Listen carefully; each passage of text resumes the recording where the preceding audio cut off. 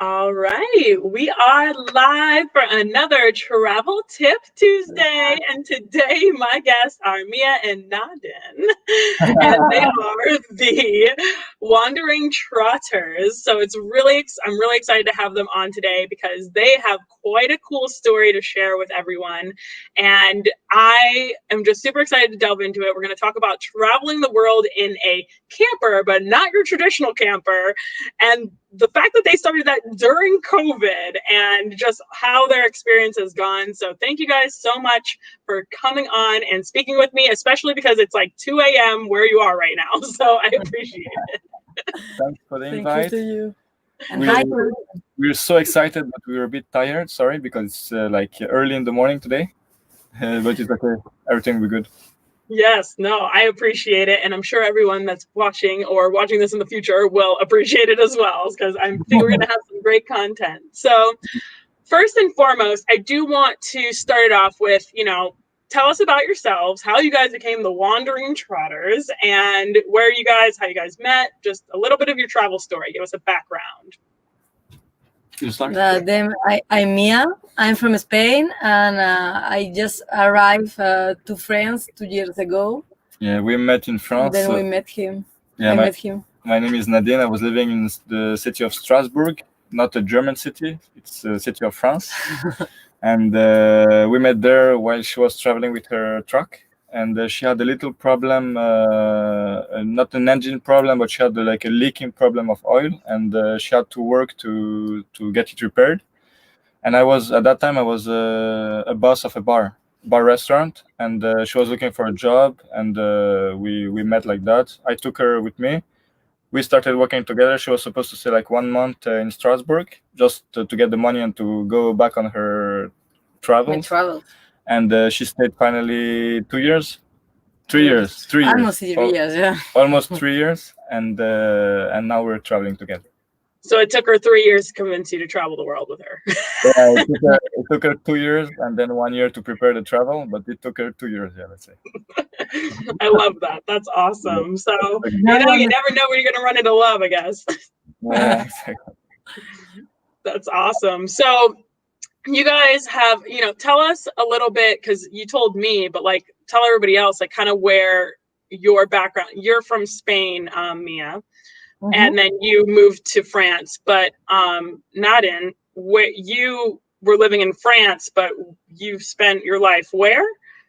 So basically, I'm originally, I don't know if you say it like that, but I was born in Yugoslavia. I'm half Serbian, half Bosnian. Look, I'm really 100% Yugoslavian. So when there was the war during Serbia and Bosnia, my mother had to run away because she was living in Bosnia while they were being bombarded by the Serbs. So she left the country, and she ended up in France, but totally like by chance. We could have ended in Canada or another country. It was a French association who brought us to France.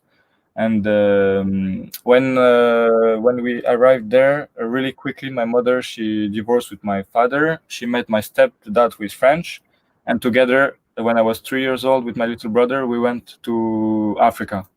So we did basically Ivory Coast, Senegal, like for 3 years, 3 or 4 years, sorry.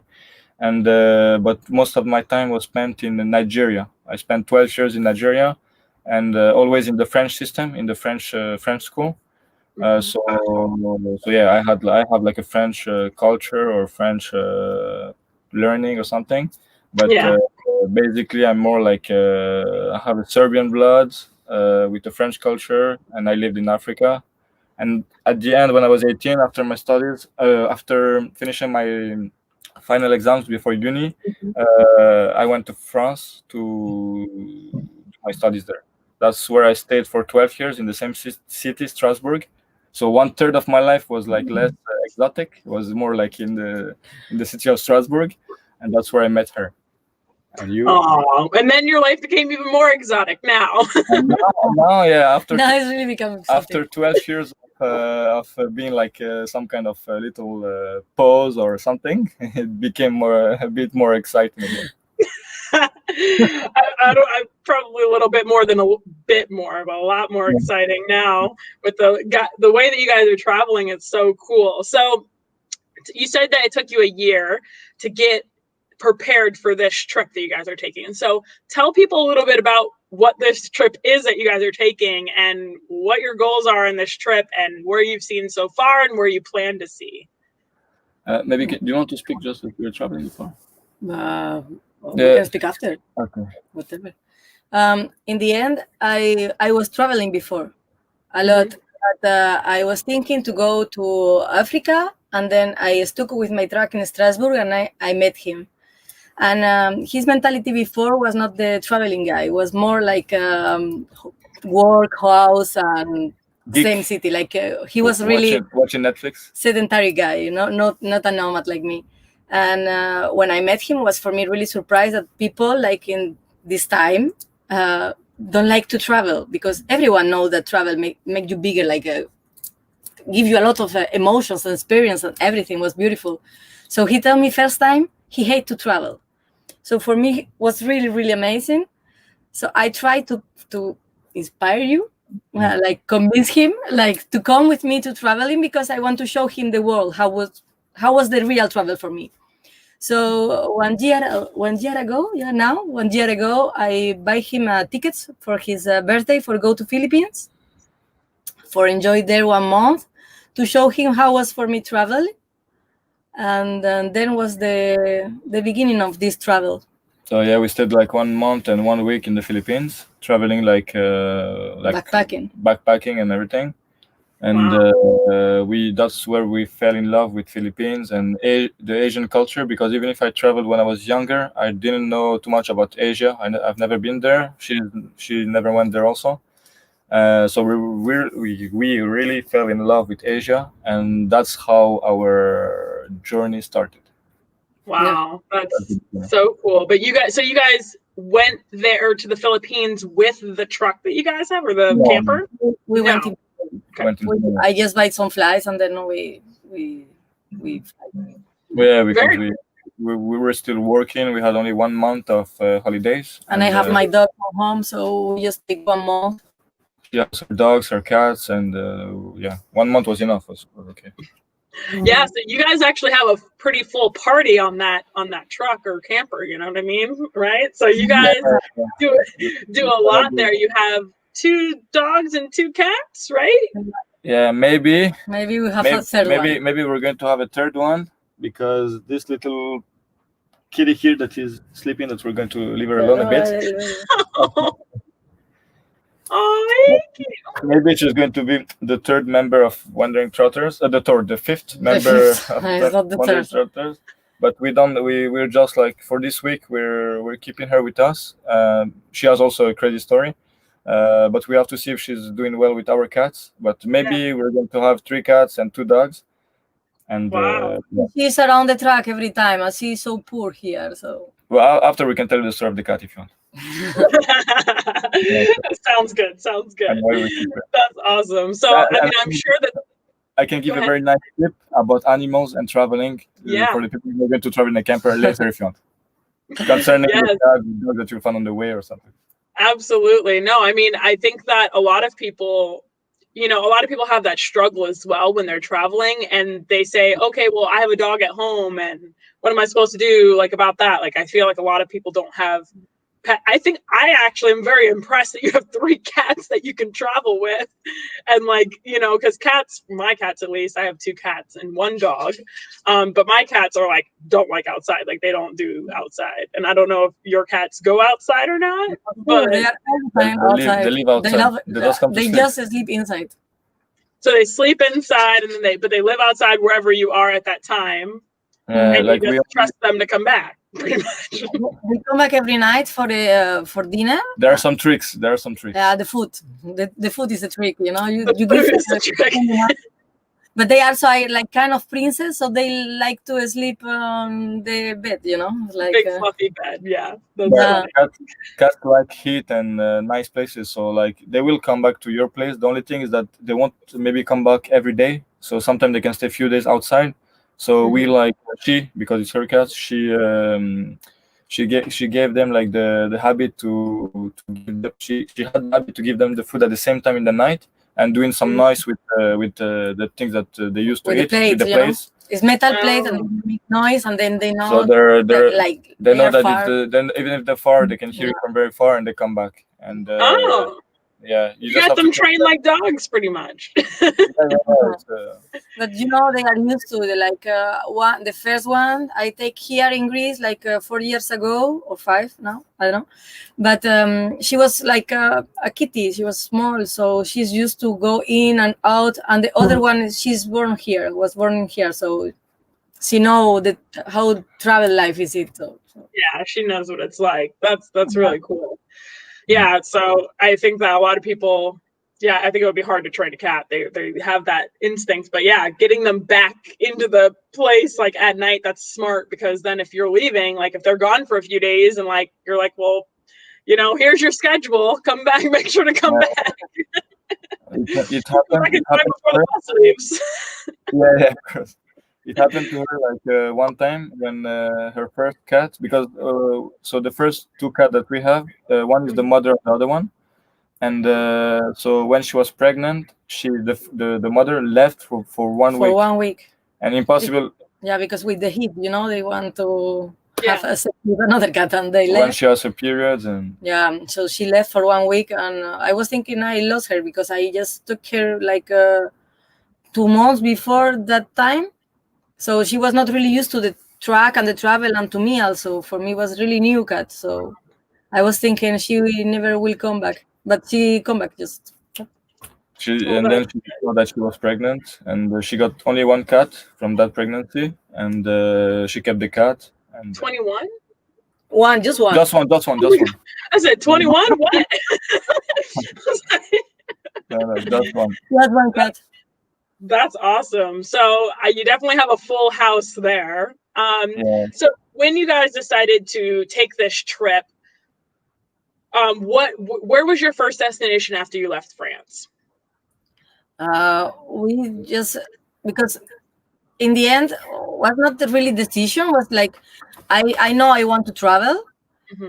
So then I tried to bring him with me, and then we went in Philippines, and I think little by little I take him to my side, But where did we go first? Yeah, but So where did you guys collectively go? Because you guys started traveling together during COVID, right? Yeah, because we decide that we will travel together, but we don't know exactly when. But then COVID arrived, and was like much more faster, because first lockdown we've been in France, and I just want to go. I have the feeling like I was like in a hole, more time.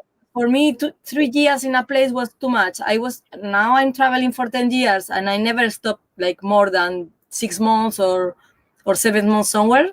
Just in France for 3 years, and for me it was kind of a lot. So then the COVID happened. We were supposed to leave on our trip to Philippines in the summer of this summer.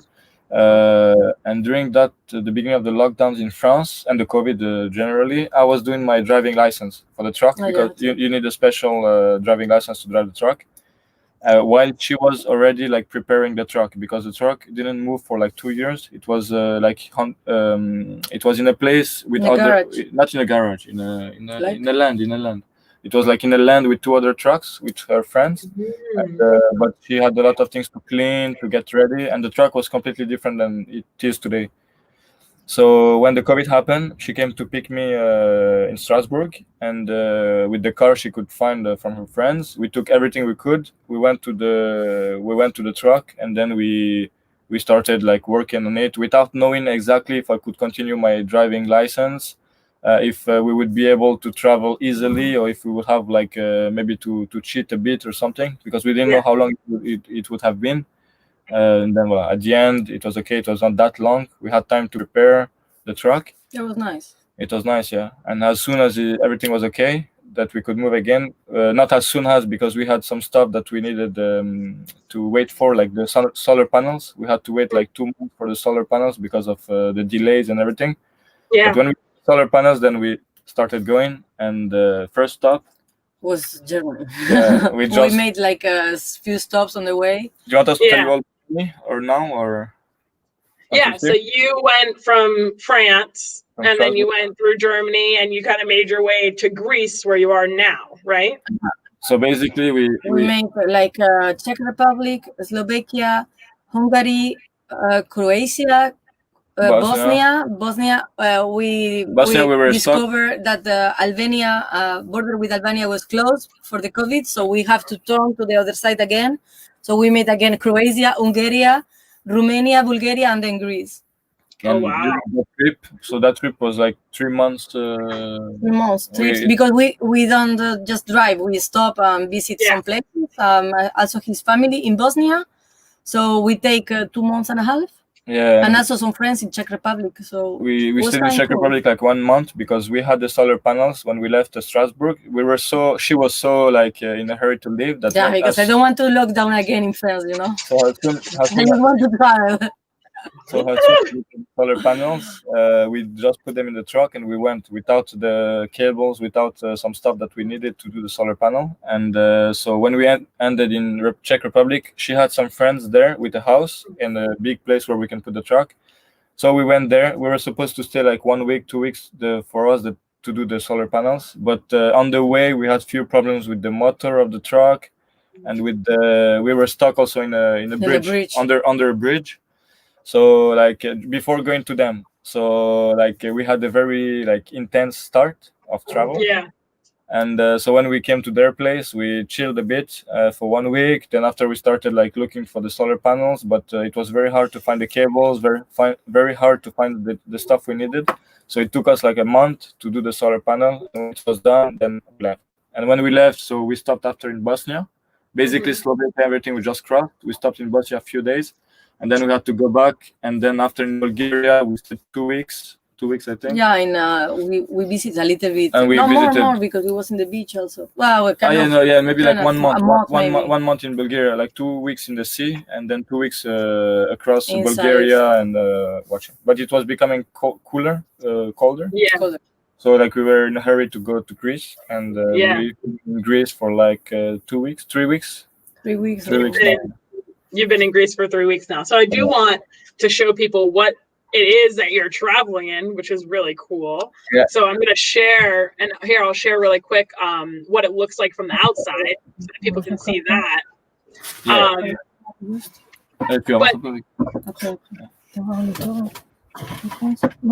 here,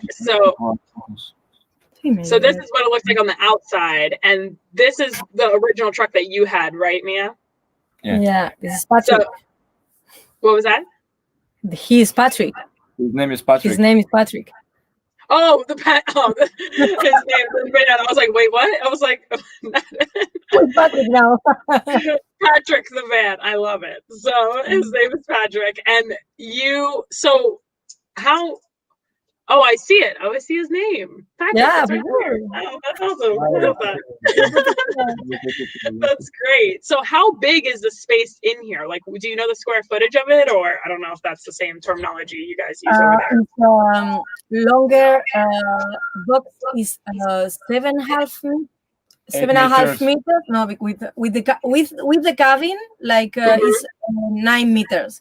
Without the cabin, like home space, it's 7.58, something like this. Is high 3.8.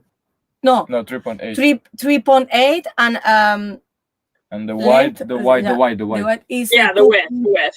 Width is 2.2255. Sorry. It's like basically roughly it's like 20 square meters. So it's like a small apartment, a small studio. 20 square meters, because I wonder what that calculation is for square feet. It's times. You do like a 7.5 times. You do the length and times the wide, and it's like 7.5 times 2.5. Okay. I don't have a calculator. I think it's like. I have it here. Oh yeah, because 1 meter equals 3.28 feet. So you said it was 7.5. Because it's miles. Sorry, wait a second. Let me translate it. 20 square meters. 20 square meters. So no, just give me first the calculation. Probably It's 65 square foot. Yeah, so it's 7.5 minus 2.5. It's like 19 meter square. Yeah. C'est pas vrai. So Yeah, 20 about Comme ça, tac, c'est tac. ça. C'est 19 mètres carrés. And I don't know how much it is in feet or in. Change-le là, regarde. Yeah, it looks like it's 65, around 65 square feet. So that may seem small for like an American standard, but in like European students standards, those are like that was my apartment when I was like for 5 years when I was in my studies. yeah. And that's basically like 20 square meter is like a small studio for a student in France or in Europe. And after, when people live in bigger places, they live like 2 or 3 people together. So then you can go to 40 or 60 square meter. But that's like I don't know. I think in America it's a bit bigger because you live in houses and stuff like that. Yeah, but everything's bigger here. Even the food, all of it. It's all bigger. Oh, that's funny. So you said you were going to show us a little bit around 204 feet. It's 200 square feet. Oh, 200 square feet. Okay. All right. 200 square feet. As you do, you want to show the truck? Yeah. So here we're in the back of the truck. It's the living room. Here, and I'll make you bigger.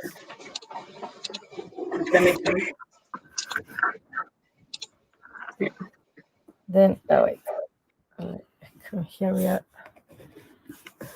Then I will try to go slowly, and then you can see what is around. So that's the kitchen. This is the frigo. The fridge. This is the kitchen. Oven. Yeah. This is the sink. And then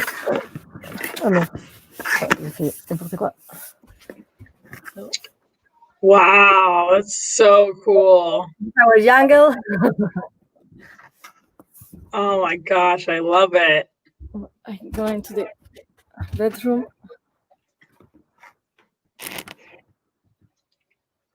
Oh, it's so pretty. Thank you. This is wait. I'm going through the room for the animals. Oh, hey poopers! Oh my gosh, they're cute and they're big dogs. Oh, what kind of dog is that? Is that a German Shepherd? No. It's some Belgian Shepherd and some Labrador. Oh, that's awesome.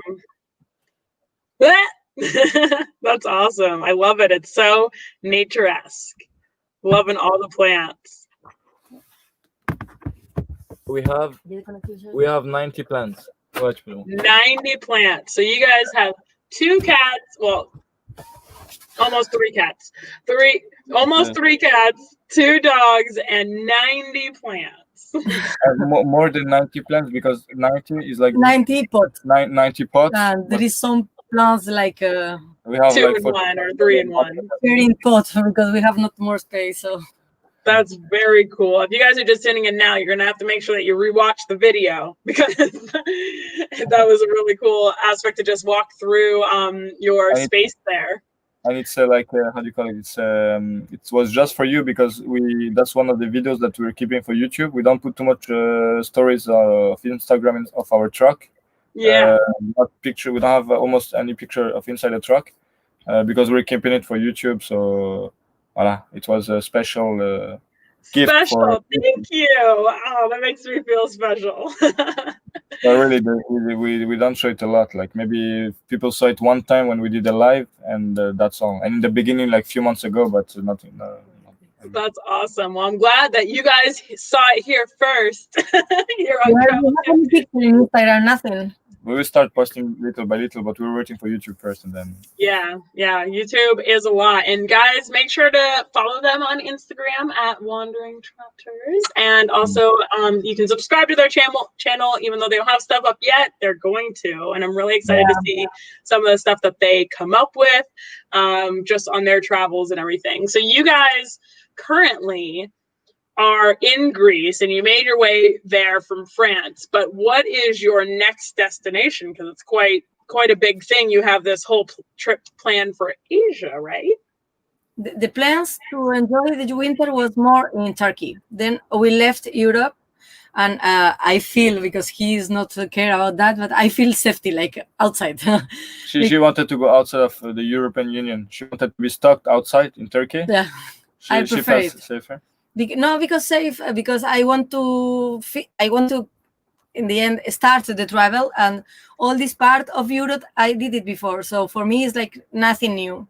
So Yeah. I want to stuck maybe better in Turkey, and then I can discover the country because it's so big and beautiful, Yeah. That we are in this, so it's fine that we started. But the next point, because now here we are again in lockdown.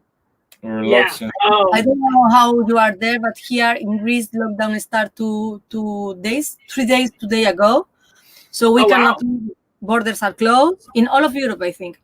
But especially here, border with Turkey are closed completely, so we have to wait until they open again. So maybe we can go out. We're not sure. We didn't check, but we have to wait a package. We're waiting for like 2 packages from France, and it's like one of the last places where we can get them, because when we go to Turkey, it will be it will be harder. So we're waiting for the packages. Then we will continue going in Greece, in the south, where it's warm. And maybe at that time, if we can go to Turkey, we will go to Turkey. The borders are closed. I check to go out. No. Okay. And even Turkey is a bit cooler, so yeah, we have to go from the north to the south. So we will go in Turkey like when everything is open and when it's hotter. Yeah. After Turkey. After Turkey, we go to Iran. After Turkey, you go where? We would like to go to Iran. After Iran, Pakistan. So Iran, we would like to stay like 2 months, as much as we can. The maximum of the visa is 2 months, so we want to visit Iran. Pakistan, we will see, depending on when we enter. If they tell us that it's okay, it's safe, there's no problem, you can travel easily, we will for sure, like we won't like just cross, we will stay a bit there. If they tell us no, it's better to cross, follow that road, then we will follow what the people tell us there. And then after India normally, and India we don't know yet. We want to cross India as fast as possible, even if we love India, because it's because of the animals, because our animals are free, and we are afraid about the illness that they are, because it's not really clean area. So for us, okay, we have no problems about that, but our cats and our dogs are hunting some animals, so maybe they can take some ill. And she had some friends who lost their dog in India, who are traveling with because when you leave them like this, they go and eat whatever they can eat. So sometimes it's much better to take care about them, and then maybe we can travel India after, So we will see. We will see, but now, like, we don't want to make too many plans, because with the COVID, everything is changed every time. So we are trying to adapt it to the situation. Absolutely. And you have to be. I mean, you can't, because it's just been crazy, which I'm sure has been a lot during this whole COVID crisis. I mean, you started traveling during it. So I'm sure you've, like you said, mentioned where you tried to go into Greece and then one of the borders were closed and you had to come back out and like go all the way around. So what do you think is the most difficult thing that you guys have dealt with because of COVID traveling? Because obviously if this was before COVID, I'm sure that it would be a lot easier to be able to do this travel. But what's the biggest thing that you have found, or the biggest challenge? In the end, that I told you, this part of Europe, I did it before with the truck. And for me, this time was easier. Like, really, no controls on the border, nothing changed, like different from, like, less controls. I will tell. They never checked our truck? They when they check was from take some pictures, because it was so beautiful inside, So it was great. But I think for me, the hardest part is like we have to be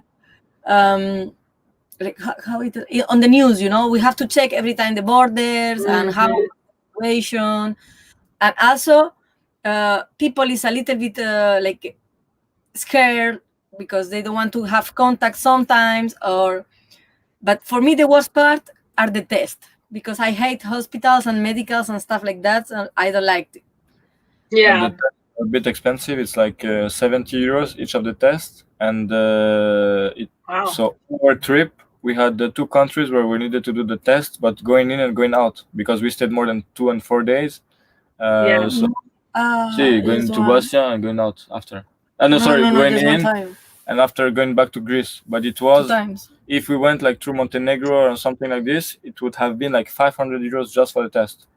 It's so expensive. Wow, 500 euros.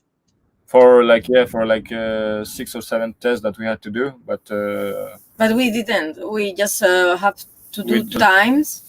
So this was great. So for Bosnia, when we came out of the European Union, from Croatia to Bosnia, we had to do a test, and then from Bulgaria to Greece, we had to do a test also. Wow, that's crazy. So that's been the biggest hiccup, is having to do those tests and just knowing which borders are open and which aren't. So do you guys... Go ahead. Sorry. Going back, the worst for me was like going back, stopping in Bosnia. We're supposedly really tired to. It was much faster. Then we had to do the way again, and so we went back. It was raining, like in Hungary and Romania. During the trip, was really raining for the days we were crossing. 2 weeks. Yeah, the weeks we were crossing, and we had plans. We have plans, so we have to put them in the sun. So like at least open the windows for have some sun. But when it's raining, the light in the truck is not like it's like a home. This is raining, it is not really light. So we had to really go a bit fast. It was worse for her because she's the one driving the most, because she's used to the truck. I'm a new driver, but that part was not really nice because we couldn't stop. We had to only to stay in the highways and go. To drive. And it was a bit cold and everything. But the borders, when she said it easier, they didn't have a lot of travelers like us. We met few people traveling. We were not the only one really, but I mean people with a truck. I think we're the only one this year to travel with a truck of this size and with those animals and everything. So people were impressed. Most of every time they were impressed. So the worst that checked the truck was 10 minutes, just opening the drawers, just opening stuff. But nothing big, and the rest they just look inside and wow, then they just left. And in the end, the police from the border, they are always so nice. Yeah, and people when we left, people were like, "No, it's not possible. You won't ever get more than Germany. It will be." I think no one have some not a lot of people support us in the beginning because everyone tells us that we are crazy for traveling in this time, this pandemic. Not everyone, but a lot of people. Most of the people, of course, were happy for us, but some people were like, "Oh, why do you travel now? You have to wait. In one way, I can understand because it's not the best moment to travel and everything, even if. But the thing is that we planned that before. We didn't want to add an excuse to the trip, and we knew that 99% of the people were not going to travel. If we thought that if we were sick or something, of course we wouldn't have been traveling. But we're not sick. We take care, and we live only us. I mean, we don't stay in the cities. I think we're not surrounded by people. You're more socially distanced, than most people would be. Yeah, we're not we're not spreading anything. We're we are almost alone every time. We're alone. We're always in nature and everything. So absolutely. And you brought up a good point where you said that you didn't want to add another excuse to it because you guys already had planned this. And there's so many people that make excuses to travel. Like they'll say, "Oh yeah, I'm gonna do this, I'm gonna do that," and then they make an excuse as to why they can't do it. And it's crazy because there's so many people. I have talked to so many people where they're like, "Yeah, I was planning on doing this big trip this summer, but it was going to be my dream trip. I was finally going to do it, and then COVID happened." And then they were sad about it. And I was like, "Well, didn't you learn a hard lesson that you shouldn't wait forever to finally do this trip? Maybe you should have done it sooner. Maybe you should have done it last year. Maybe you should have done it 5 years ago when you originally had the idea, rather than wait and then now you can't do it." Granted, it's a little bit different when we're here in the US because we're not allowed in some of those other countries and such like that. But a lot of people here in the US have picked up on RVing, camping, going like doing a lot more hiking because it's all outside and it's a lot more comfortable. So yeah, I mean, I would totally not have judged you guys for going and doing your trip, because you're more socially distanced than most people who are going to the grocery store to get, whatever it might be or whatever. Yeah, of course. But so it's really like a really, really small minority, but that's like the worst in France. It's like people that like to like to judge a bit, but it's okay. Like really, it's not a big deal. It was, but voila, it's okay. Yeah, absolutely. Well, it's exciting that you're doing it now. You've got plenty of supporters now.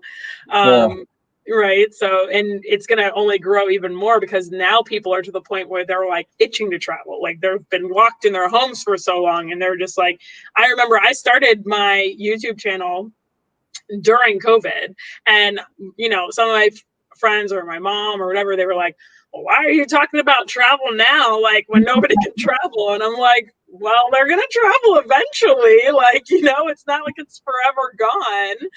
And that's why another reason why I started this Travel Tip Tuesday was because, so many people are going to be interested in how travel is going to change and what things that they're going to end up running into, like if they do end up traveling, and people like are curious about those different areas and what's going on. So I wanted to make it as an educational piece so that people can like learn what's going on in these different areas and how they can proactively go about it when travel does open back up or whatever it might be, but also just inspiring people to go out and do it, because it's like so many people make those excuses.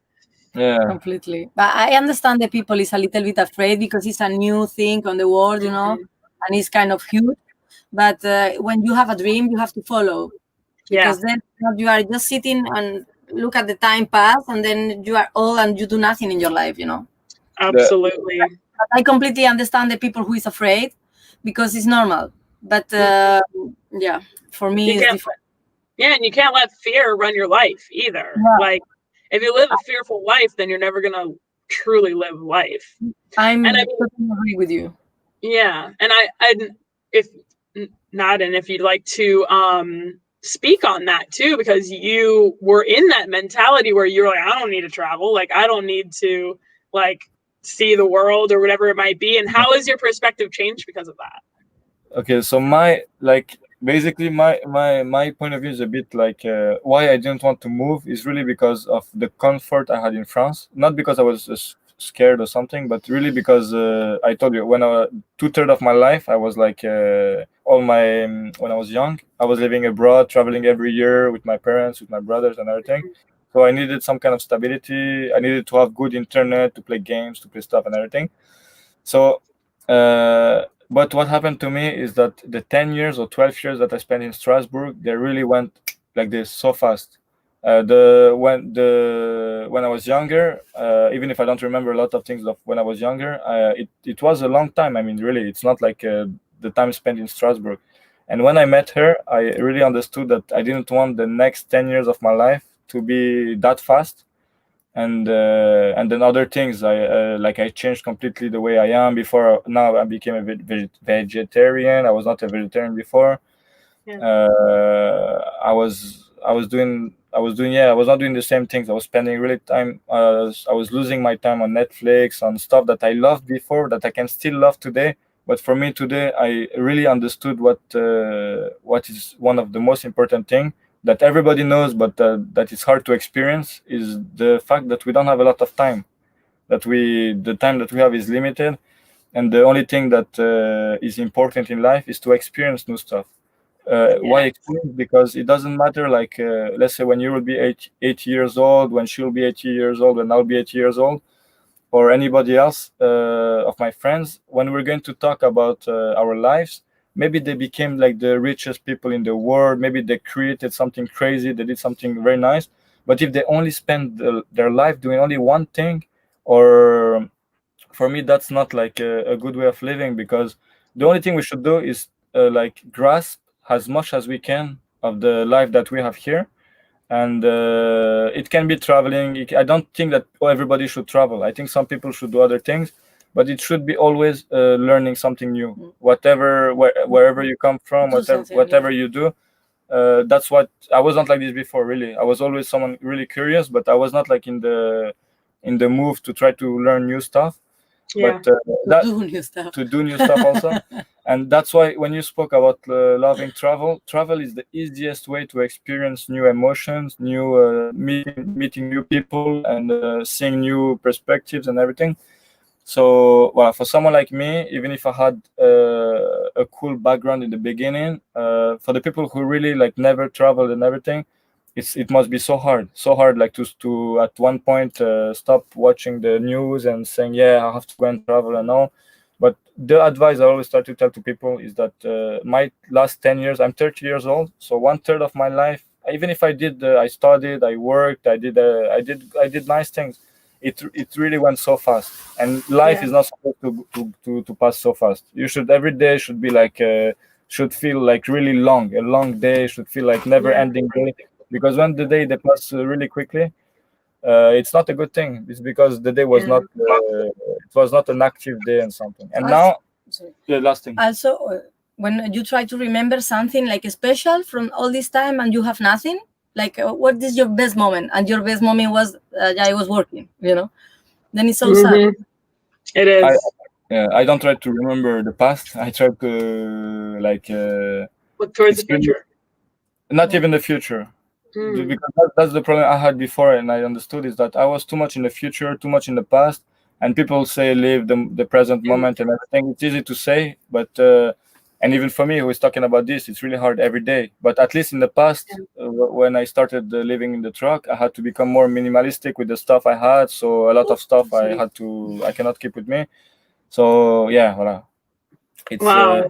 people, at least people should do new things. When you do new things, your life feels really full, and not like it's not just passing, waiting for the time to pass and getting bored. And Yeah. No, I completely agree. And everything you just said was so on point, just about how life does go by so quickly. I mean, when you're working just that job every single day and you're doing the same thing over and over again, and you don't yeah. feel like you lose track of the days. I mean, it even happens to me because I work full time, but I every second I can, I can to go travel and like see something new. Like I'm always trying to learn more. But even, I mean, it's so easy. I feel like those people who work that 9 to 5 job, like the days just blend together, and then you're like, oh, it's the weekend, and you get like a break maybe, and then and then you're right back to it, and it's And just during the break, you don't do nothing.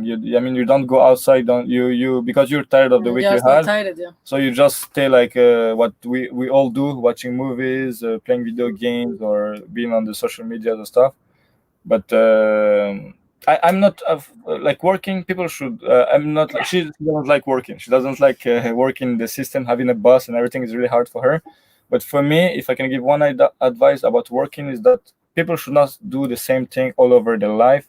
At least they should try to grow a bit better every year, every 2 years. And if they cannot because they don't have the opportunity in the place they are, they should change. Even if they have to change the thing they're doing, the less comfortable you are, the better you learn, and the better you grow, and the better you have experiences.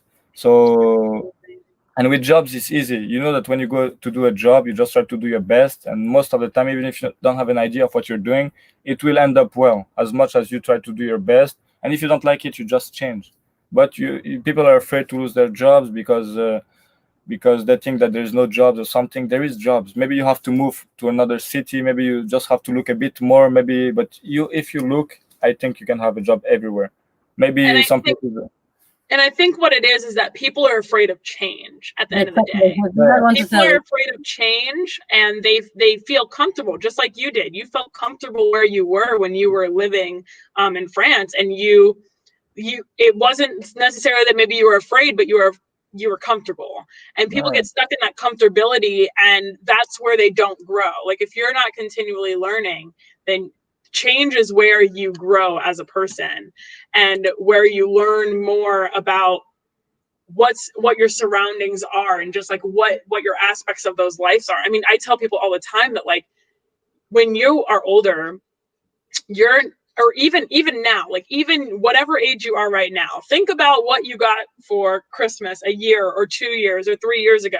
I know I can't remember like what I got for Christmas, but I remember the trip I took 3 years ago, the trip I took last year, the trip I took earlier this summer. I can like tell you all of my trips and all of the experiences that I did, and like those memories are what you're going to hold on to. And if, like you mentioned, if you end up being 80 years old and you have no experiences to share, and you're like, yeah, I just did my, you know, my job, I got my pension or whatever it might be, and life was all right, I guess. Like, but you're like, you guess, like, you don't know, like, you don't, like, I tell people all the time that like we work to live and we don't live to work.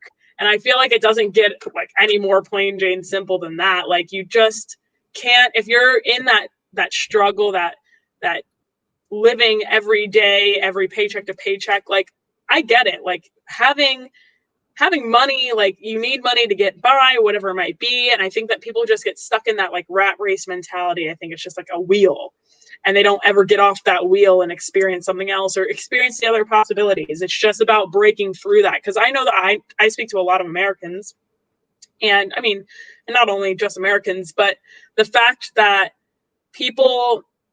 most people want to travel. Most people say, oh, I'd love to travel. I'd love to do this. I'd love to do that. But it's like this dream in their head. They make it seem like it's unattainable and that they can't get to it.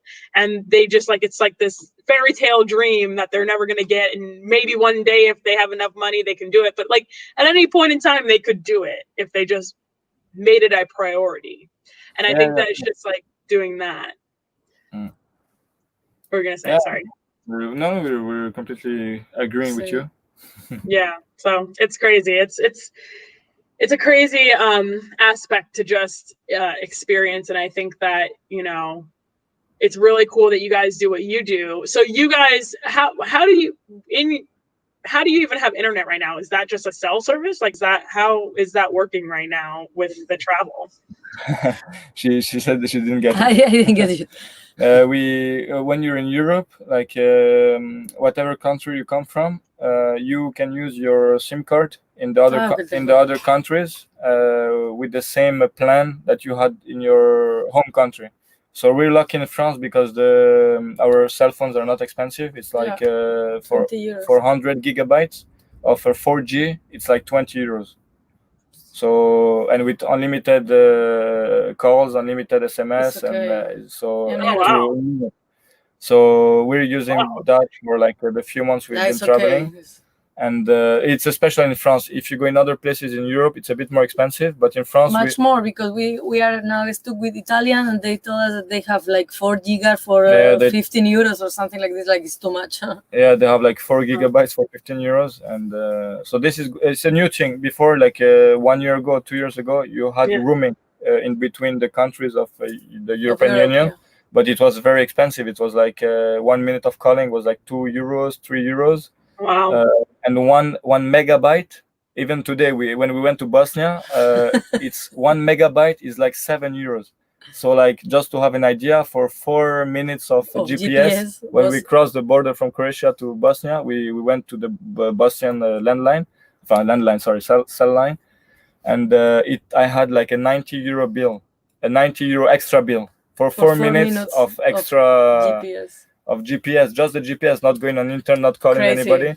So yeah, in the European Union is doing nice thing it's becoming more like a country, like the United States. One day, if it continues, if it doesn't fall apart or something, it will become something where we have like states. It will not. We won't call them countries anymore. It will be states. And, you think that? No, they will not call them states, but it's almost the same, because like you use your cell phone in any country. You travel with just your ID card. You when you travel, they don't check. You can work in any countries that you are. I think in the States, in the United States, I don't even know if you can move. I think you cannot move also everywhere anyhow. No, it depends sometimes. I mean, can you go and work in any state that you want, or can I go live in any state? Yeah, live and work. Live and work. You can work also in any state. Yep, any state. Okay, I can go work and live any state. Move anywhere. And it's the same now in Europe, you know. So anybody who has the European ID card can go and travel and work everywhere, study everywhere, and have also, like, if anybody from the European Union goes to France, they'll have like the same rights as French people. So if like you're a student, they can give you some money to help you for the studies. So it's really becoming more like a big country. But the presidency, they change it every year, so there's a big turnover. Yeah. But they're doing really like all together, you know. The law. Absolutely, and the EU is very similar to that. And I explain that to people when I describe, like, because I feel like they don't have a concept of like how big Europe is, but how big or small some of the countries are. So like I always compare it to states, because like, for instance, like one of our largest states, Texas, is comparable to Germany. Like Germany's really big over there. So it's like I always compare like the United States, like think of Europe as the United States, but just a bunch of different countries. And it's even cooler because once you get over into Europe, like as an American or whatever, you only need to go through customs like once, and then you can just go everywhere, whatever. And a lot of people don't know that. A lot of people don't know that it's like that easy to travel within them. You just get on a train, get to another country. And then, but what's crazy about that, and it's somewhat similar on the aspect of Americans as well, like the different states. Like we have, Florida is completely different from like Texas and the Northwest and the Northeast, like all of those different places, like they're a lot different and they have different history behind them. But when you go to Europe, it's like that on crack. Like it's just like completely different because every country has a completely different history with like a completely different background and culture and language and just everything. It's just crazy to experience that. And how quickly you can go from one to the other. You can go from Spain to France. And it's completely different. It's so nice. Yeah, no, but it's crazy, and you're like forced to learn. But a lot of people are afraid of that too, because they're like, oh well, I can't speak French, or I can't speak Spanish, or whatever it might be. But a lot of people over there speak English, so a lot of people forget about that. It depends. When you go in the big cities, like in France and everything. In France is maybe the worst with the language because they're not really good with English. Spain also, they're not that good. We are not so good in English. The other countries, it depends. When you go to the big cities, the capitals, of course, most of the people speak English. The young people in the restaurants. I think not too much. But even for us, like when we travel, we speak English. I speak some Serbian. I understand some Serbian. So without that, in Bulgaria and everything, it would have been really complicated, really hard to cross because we had to do some stuff. The small village is difficult to find people who speak English, but in the big city was kind of it's okay. You manage. Now there's Google Traduction. We use Google Translate. Translate. It's not perfect, but it works super well. Tool. It works well, and yeah, absolutely. No, and I mean that's what I did when I traveled. Is like I'd learn some key things, and I Google some key phrases like "Do you speak English?" or "Do you, like where's the bathroom?" or whatever it might be, and I would just utilize that as like to help facilitate whatever I needed to do. But like you said, it is like the older people aren't going to have that. But don't a lot of the youth in all of the countries, like aren't they taught English very young now? It depends really. I think now much more than before. Yeah, much more than before. For example, my generation was like, for me, I live in Spain for my first travel, and I even not speak like just hello, how are you? I'm in Spanish. No.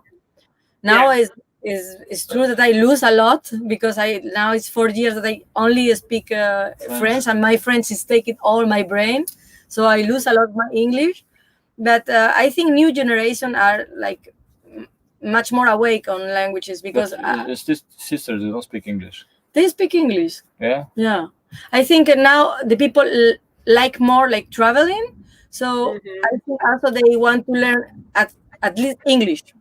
Yeah, and I feel like a lot of the people that I met when traveling over in Europe, like a lot of them spoke 3 languages, 4 languages. Like I feel like that's not uncommon in Europe for like someone to just know 3 or 4 languages. Like here in the US, we're lucky if we know 2. I think when you travel, you have to.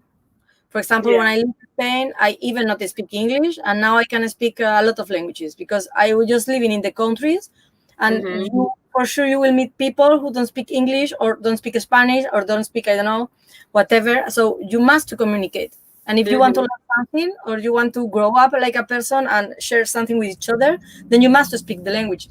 Maybe not perfect, but at least for communicate something, you know? Yeah, try.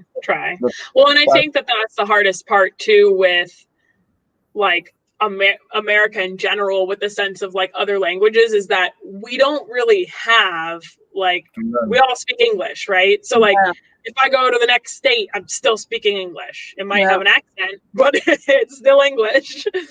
So it's different than like over in Europe, where it's so easy to get to another country where there's a whole nother language. I mean, when I was traveling, I know some Spanish, but even the Spanish that I know is like the island Spanish. And so when I went to Spain, it was like, they were like, what are you saying? And I was like, they're like, are you even speaking Spanish? I'm like, I'm sorry, I'm trying my best. Because they have the accent, or the, you know, the lisp or whatever. And when I was actually trying to learn German, and I learned a little bit of German when I was in Germany and like traveling and stuff like that. But it was easier because I like could find people that spoke German, you know, but like completely lost all of that because I came back to, I don't know anybody who speaks German here. So, oh my goodness. Yeah, when you don't train, like you don't lose it, but you forget it. We will tell like this, because you don't lose it, because now, for example, I can have a conversation in English like current, but I will remember some vocabulary when I hear to you, for example, and then I will tell it again, I will repeat it. But you don't train, you lose for sure. I almost lose my Spanish, you know, and I'm a Spanish native. And now I remember I was working. She speaks Italian also. She speaks really well Italian, like fluently, like an Italian girl. And she knows then a lot of other languages. So. But I was living in French, like now for these 3 years. And when I come back home for visit my family, when I speak with my mother told me, what language you speak? Because I cannot speak Spanish anymore, you know, I forget it. So I have this French who coming on my head, pam, pam, pam. So I speak like a mix. So I understand that you forget it, because also your native language, when you are used to have another language on your head, then you will repeat it.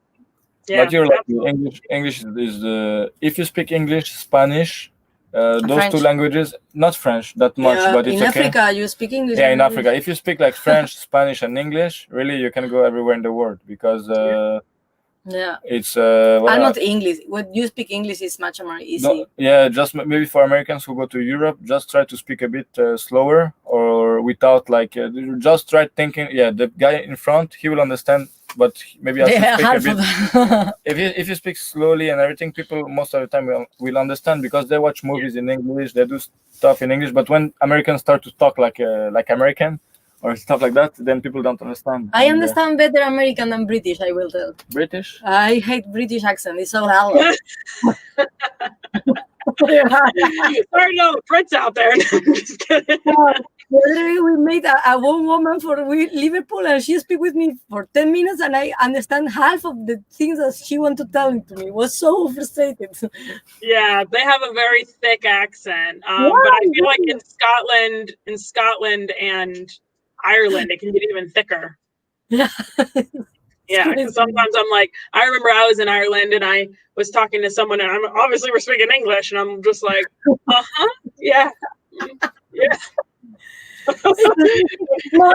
You speak like a small mouth, so they not articulate good, you know. It's so difficult to understand. Yeah.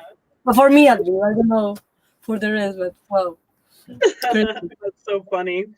So, awesome! That was such great information, guys. Thank you so much for sharing a little bit of your story. Do you have any last minute things you want to say, or just advice that you would give? Last minute thoughts. I would say my biggest message is experience stuff, whatever you want to do, whatever things, just experience and learn new stuff. Try every day to wake up to doing something new. Even if you don't do it every day, at one point you'll do it every week, every month, every year at least, and you'll be happy, because that's the most important thing. Not having money, not having money is cool and everything, but it won't come with you in the grave. But people will remember if you change their life with your experiences, with the way you lived your life, with the things you did in your life. People will remember that, and it's more important than anything else. Absolutely. I will tell two things. One, don't wait till tomorrow if you can do it today, because then you will forget it or not do it or something. Something else will happen. You won't do it. Yeah. You won't ever do it. And The law of attraction, they call it. The Yeah. secret. We know the secret. American. And the second one is for all these people who will look this video or check this video, maybe they think that we are crazy, but we are just follow our dream. So they must do the same. People maybe one day they tell they are crazy because they are doing this, but if this thing made you happy, then don't stop because of the people, follow your instinct. Just this. Absolutely. No, that's so true. Like you can't live your whole life not happy. There's so many people that do that. And look at what they will tell to you, because some people don't do things because the others. And if it's this that you want to, whatever the people is in the front of you, just do it, Yeah, absolutely. That's awesome. So where can everyone find you? I know we've got Instagram. Instagram is the thing that we are every day showing our journey.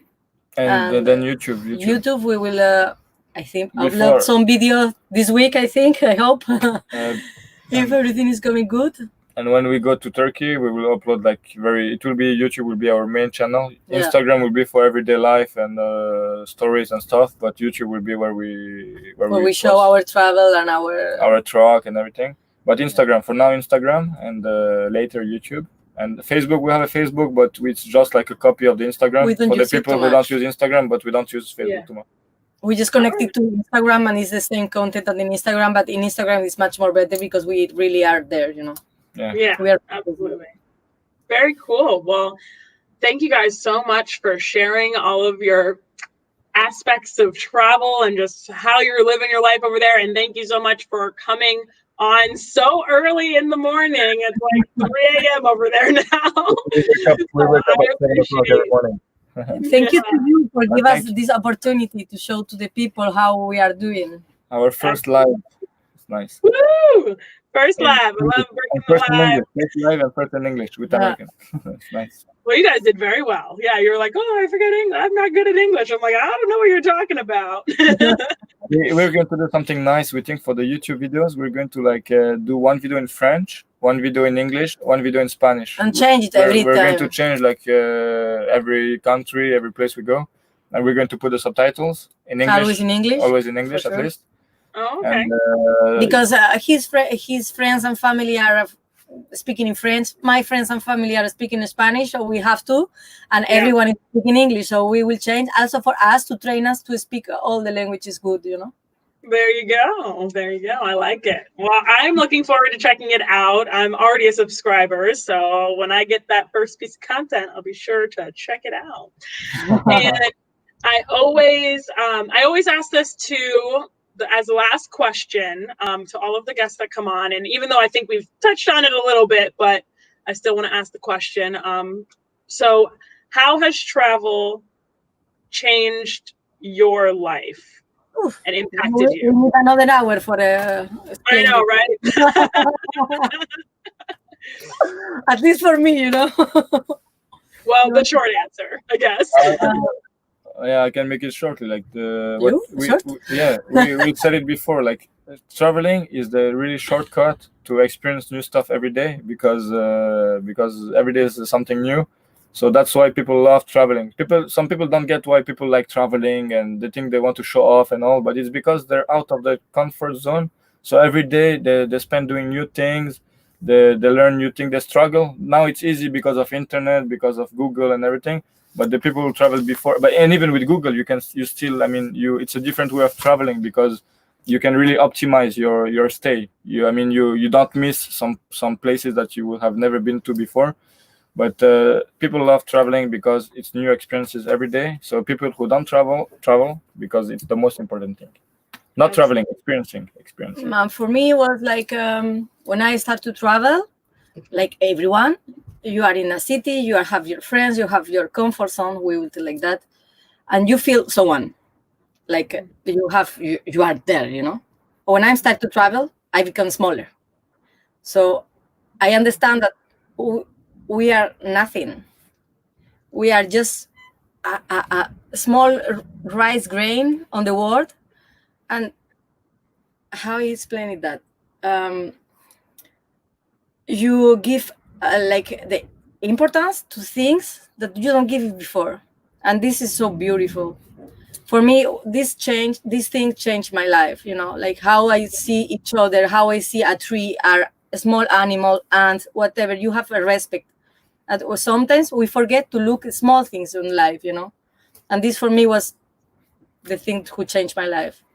Wow, I love that. Everyone always answers it differently with all the same context that is so important, but everybody answers it so differently in like how it specifically changed their life. So I love that. Thank you for sharing that piece with us.